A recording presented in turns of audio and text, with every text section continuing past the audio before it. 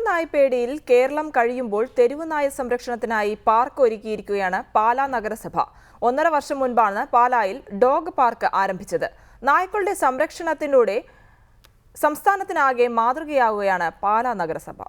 കേരളമാകെ തെരുവുനായ്ക്കളുടെ ഭീതിയിൽ വിറച്ചു നിൽക്കുമ്പോൾ പാലാക്കാർക്ക് നായ്ക്കളുടെ ഭീഷണിയില്ലാതെ പുറത്തിറങ്ങാം. തെരുവുനായ്ക്കളുടെ ആക്രമണം ചെറുക്കാൻ 2 വർഷം മുൻപാണ് പാലാ നഗരസഭ ഡോഗ്സ് പാർക്ക് ആരംഭിച്ചത്. 60 നായ്ക്കളെ ഒരേ സമയം ഇവിടെ സംരക്ഷിക്കാൻ കഴിയും. നായ്ക്കളുടെ പ്രതിരോധ കുത്തിവയ്പ് ഉൾപ്പെടെയുള്ള ആരോഗ്യ സംരക്ഷണവും നഗരസഭ ഉറപ്പുവരുത്തുന്നു.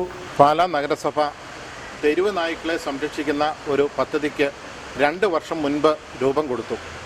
അതിന് കാരണമായിട്ടുള്ളത് തെരുവിലൂടെ അലഞ്ഞു തിരിഞ്ഞ് നടക്കുന്ന നായ്ക്കൾ സ്ത്രീകളെയും കുട്ടികളെയും ഉൾപ്പെടെയുള്ള ആളുകളെ ഉപദ്രവിക്കുകയും അവർക്ക് വലിയ ഭീഷണിയായി മാറുകയും ചെയ്ത സാഹചര്യത്തിൽ തെരുവ് നായ്ക്കളെ കൊല്ലുവാനായിട്ടുള്ള നിയമം ഇല്ല, അല്ലെങ്കിൽ തെരുവ് നായ്ക്കളോട് കരുണ കാണിക്കേണ്ടതായിട്ടുണ്ട്.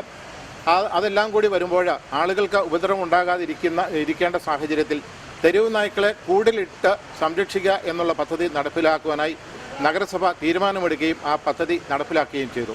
7 ലക്ഷം രൂപ മുടക്കിയാണ് പാലാ മൃഗാശുപത്രിക്ക് സമീപത്തായി സംരക്ഷണ കേന്ദ്രം പണിതീർത്തത്. തെരുവിൽ അലിഞ്ഞുതിരിയുന്ന നായ്ക്കളെ ജനങ്ങൾക്കും ഭീഷണിയാകാതെ സംരക്ഷിച്ചുകൊണ്ടാണ് ഇവർ ശ്രദ്ധേയമാകുന്നത്.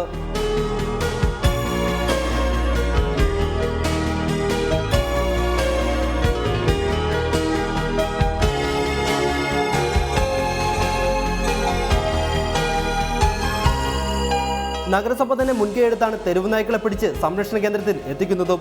അക്രമകാരികളായ തെരുവുനായ്ക്കളെ കൊല്ലണമെന്ന് മുറവിളി ഉയരുമ്പോഴാണ് നായ്ക്കളെയും ജനങ്ങളെയും ഒരേപോലെ സംരക്ഷിച്ചുകൊണ്ട് പാലാ നഗരസഭ സംസ്ഥാനത്തിനാകെ മാതൃകയായിരിക്കുന്നത്. ക്യാമറമാൻ അരവിന്ദിനൊപ്പം അമൽകൃഷ്ണൻ, റിപ്പോർട്ടർ, കോട്ടയം.